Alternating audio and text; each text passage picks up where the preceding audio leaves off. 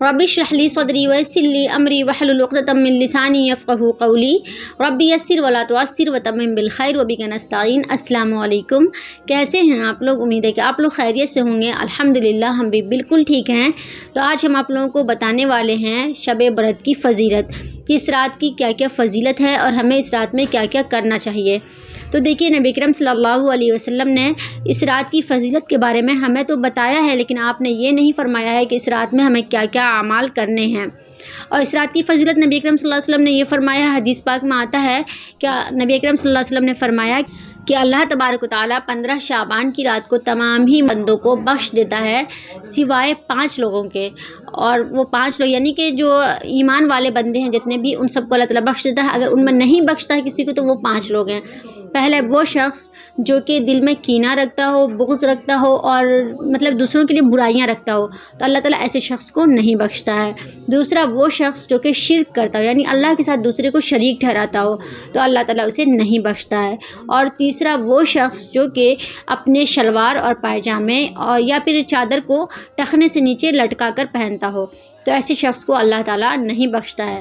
مگر شرط یہاں پر یہ ہے کہ وہ تکبر کی وجہ سے ہو۔ اگر وہ شخص غفلت اور سستی کی وجہ سے بس اسی طرح پہنتا ہے تو کوئی بات نہیں ہے، اللہ تعالیٰ تو غفور الرحیم ہے، وہ تو اتنی چھوٹی سی بات پہ اس کی پکڑ نہیں کرے گا، اس کی بخشش کو نہیں روکے گا، ہے نا۔ تو اگر تکبر کی وجہ سے ہے تو پھر وہ اس وعید کا حقدار ہے۔ اور چوتھا وہ شخص جو کہ اپنے والدین کا نافرمان ہو۔ دیکھیے، ہر اولاد سے اونچ نیچ ہو جاتی ہے، لیکن یہاں پہ جس نافرمان اولاد کا ذکر ہے، وہ اولاد والدین کو اتنی تکلیفیں دیتا ہے کہ ماں باپ کا دل چھلنی چھلنی ہو جاتا ہے، اس کی تکلیفوں کی وجہ سے ریزہ ریزہ ہو جاتا ہے۔ تو ایسی اولاد کو اللہ تعالیٰ اس رات نہیں بخشے گا۔ اور 5واں وہ شخص جو کہ مسلسل شراب پیتا ہو، یعنی کہ وہ شراب کا عادی ہو، تو ایسے شخص کو بھی اللہ نہیں بخشتا ہے۔ اب یہاں پر نہیں بخشنے کا جو ذکر ہے، اس کا ہرگز یہ مطلب نہیں کہ اللہ اس کو کبھی نہیں بخشے گا۔ اللہ تعالیٰ بخشے گا اسے، بس اس کی جو بخشش ہے نا، اس کو مؤخر کر دیتا ہے، یعنی کہ تھوڑی دیر کے لیے ٹال دیتا ہے۔ اگر وہ ان ساری چیزوں سے توبہ کر لیتا ہے تو اللہ تعالیٰ اسے بخش دیتا ہے۔ اگر کوئی شرابی ہے، شراب چھوڑ دے گا، شراب سے توبہ کر لے گا، اللہ اسے فوراً بخش دیتا ہے۔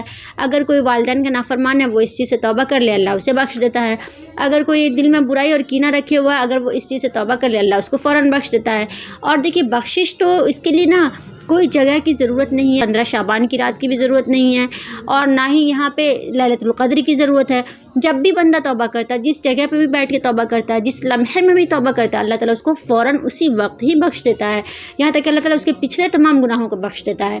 تو اسی لیے زیادہ کوشش کریں کہ بس اس شب کے آنے سے پہلے اپنے دلوں کو صاف رکھیں اور اپنے اندر غور کریں۔ اگر آپ کے اندر یہ ساری چیزیں ہیں تو آپ ان ساری چیزوں سے توبہ کریں۔ اللہ تعالیٰ بخشش کرنے والا ہے، اللہ تعالیٰ بخشنے والا غفور الرحیم ہے، وہ ضرور آپ کی گناہوں کو بخش دے گا۔ اور اس رات کا جو لوگ قیام کرتے ہیں، تو دیکھیے، اس میں نہ زیادہ کچھ کرنا نہیں ہے کہ آپ آتش بازی کریں یا پھر آپ جو ہے کہیں جائیں، مسجدیں بھری رہتی ہیں اس رات اور بہت ساری چیزیں ہوتی ہیں، تو یہ ساری چیزیں بدعت ہے، اور ہر بدعت جو ہے نا وہ ضلالت ہے، یعنی گمراہی ہے۔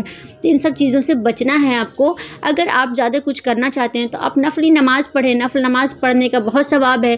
ویسے بھی ہمیشہ ہی انسان کو کوشش کرنی ہے کہ ہم رات کو جگ کر کے 2 نفل کم سے کم ادا کریں، تو اس رات کو بھی آپ اسی طرح سے کہ قرآن کی تلاوت کر لیں اور نفل نماز ادا کریں اس رات کو۔ اور نفل نماز کے بارے میں تو نبی اکرم صلی اللہ علیہ وسلم کا یہی دستور تھا کہ آپ صلی اللہ علیہ وسلم ہمیشہ نفل نماز یا پھر سنت نماز جو ہے گھر میں ہی ادا کیا کرتے تھے، زیادہ پسند کرتے تھے آپ صلی اللہ علیہ وسلم کہ نفل نماز اور سنت نماز جو ہے وہ گھر میں ادا کیا جائے۔ اور آپ صلی اللہ علیہ وسلم صرف فرض نماز کے لیے مسجد جایا کرتے تھے۔ تو آپ لوگ بھی کوشش کریں کہ اگر آپ کو نفل نماز کی عادت ہے، اگر آپ ہمیشہ ہی پڑھتے ہیں، تو اس رات کو بھی پڑھیں اور قرآن شریف کی تلاوت کریں، اللہ سے دعائیں کریں بخشش کی۔